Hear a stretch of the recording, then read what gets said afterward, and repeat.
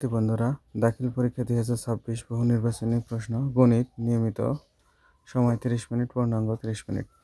আজকে আমরা দাখিল এমসিকিউ পরীক্ষার গতকাল যে অনুষ্ঠিত হয়েছে তার সমাধান দেখব। যারা এসএসসি পরীক্ষাতে সাধারণ থেকে দিচ্ছে তাদের জন্য এই প্রশ্ন থেকে অনেকটি প্রশ্ন কমন পাওয়ার সম্ভাবনা আছে। কিছু গুরুত্বপূর্ণ প্রশ্ন এই প্রশ্নতে অন্তর্ভুক্ত আছে, তো সেগুলোর জন্য আমরা এগুলো দেখে নিব। কোনো বৃত্তের অধিচাপে অন্তর্লিখিত কোন কোন ধরনের হয়? অধিচাপে হয় সূক্ষ্মকোণ, উপচাপে হয় স্থূলকোণ। তার মানে এটা যেহেতু অধিচাপ, অধিকে হয় সূক্ষ্মকোণ, উপচাপে হয় স্থূলকোণ। ঘনকের একটি ধারের 3 সেন্টিমিটার হলে এর সমগ্র তলের ক্ষেত্রফল কত? 54। আমরা জানি একটা ঘনকের ধারের ক্ষেত্রফল নির্ণয়ের জন্য সূত্র হচ্ছে 6a²। তার মানে 3 এর উপর স্কোয়ার করলে হয় 9, আর 6 এর সাথে গুণন করলে হবে 54। একটি অবিচ্ছিন্ন চলক উচ্চতা। অবিচ্ছিন্ন চলক যেগুলো চলকে বিচ্ছিন্ন চলক হচ্ছে যেগুলো চলকের মান পূর্ণ সংখ্যায় হয় তাদেরকে বিচ্ছিন্ন চলক বলে, আর অবিচ্ছিন্ন চলক হচ্ছে যেগুলো দশমিক সংখ্যায় হয় এগুলোকে অবিচ্ছিন্ন। ত্রিকোণমিতি অভেদের ক্ষেত্রে sec² - tan² = 1, এটা সত্য আছে। cos² cot² এটা সত্য আছে। তার মানে খ নম্বর হবে। সাইন 30 ডিগ্রি এত হলে থিটার মান কত? 60 ডিগ্রি হবে। তারপরে এ ইন্টারসেক্ট বির মান হচ্ছে 2, 4। x + y 3, x y 2 হলে x² + y² সমান কত হবে? 5। এরপরে আমরা দেখব, এটা দেওয়া আছে এখানে। এইটা হচ্ছে গিয়ে অধিচাপে কত? 85 ডিগ্রি কোণ হবে 8 নম্বর। তারপরে হচ্ছে 180 ডিগ্রি 9 নম্বরে হবে। তারপরে এখানে 10 নম্বরে বলা হয়েছে যে দুটি সংখ্যার অনুপাত গসাগু এত হলে সংখ্যা দুটির লসাগু কত? 30 হবে। এত হলে এর প্রকৃত উপসেট কয়টা? এর প্রকৃত উপসেট হচ্ছে 3টি। এত অন্যায়ের ডোমেন কত? ডোমেন হচ্ছে 1, 2, 3। ক্রমজোড়ের প্রথম উপাদানগুলোকে ডোমেন বলা হয়।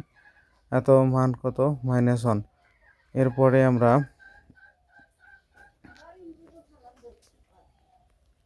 দেখব 14 নম্বর বলছে যে pq + 1/p³ এর মান কত? এটা 1 এবং 3 নম্বরটা হবে। 15 নম্বর হচ্ছে tan 1/√3, থিটার মান হচ্ছে 30 ডিগ্রি হবে। দুটি কর্ণের দৈর্ঘ্য 4 সেন্টিমিটার ও 8 সেন্টিমিটার হলে এদের ক্ষেত্রফল কত? 16 বর্গ সেন্টিমিটার হবে। মধ্যক শ্রেণীর উচ্চসীমা কোনটি? 69 হবে। প্রচুরক শ্রেণীর শ্রেণীব্যাপ্তি কত? 10।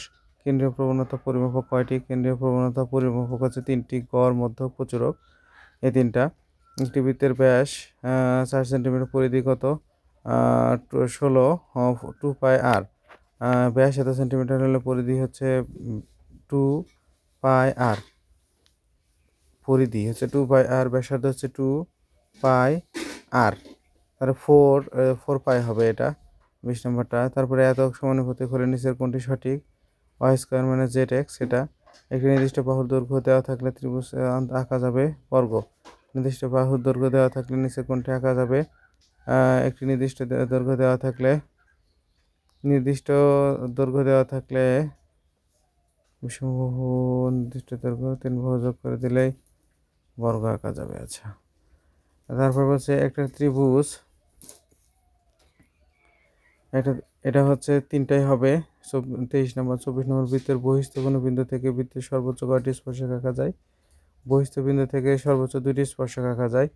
এত অনুবন্ধী হবে, তার মানে 2/5 হবে এখানে। এত সাথে কত যোগ করলে পূর্ণবর্গ হবে? তার মানে এটা হচ্ছে 9, তার মানে 2, তার মানে 6 pq যোগ করলে হচ্ছে আমাদের পূর্ণবর্গ হবে। খ নাম্বার। এত এখানে √5 p - 1/p² এর মান কত? 1। এত 2p এর মান কত? √8। 30 নম্বর হচ্ছে গিয়ে এত চিত্রে ব্যাস হলে pq এর মান কত? 90 ডিগ্রি। এটাই ছিল আজকের দাখিল এসএসসি পরীক্ষার প্রশ্নের সম্পূর্ণ সমাধান। ভালো লাগলে শেয়ার করবেন, কমেন্টস করবেন। ধন্যবাদ সবাইকে। আসসালামু আলাইকুম।